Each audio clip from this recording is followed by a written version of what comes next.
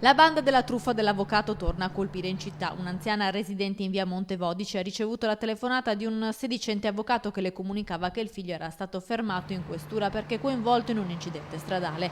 La signora avrebbe dovuto pagare una cifra all'avvocato per la cauzione. Poco dopo, a casa dell'anziana, infatti si è presentato un assistente del falso avvocato che si è fatto consegnare 250 euro e gioielli. L'ottantenne, dopo aver chiamato il figlio, ha scoperto la truffa e ha avvertito subito i carabinieri.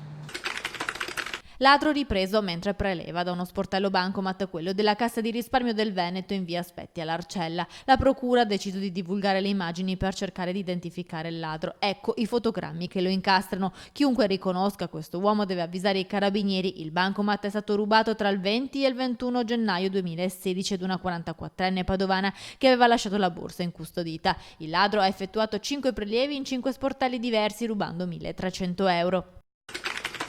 Blitz della Polizia Forestale a Padova in Prato della Valle, dove in questi giorni è stata allestita una manifestazione voluta dall'Associazione Commercianti del Centro e patrocinata dal Comune. Sequestrati 500 vasetti contenenti miele, curcuma e zafferano con etichette prive delle informazioni relative alla qualità e all'origine del prodotto. I controlli in materia di sicurezza alimentare e prodotti biologici hanno riguardato uno stand dove sono state riscontrate tutte queste irregolarità.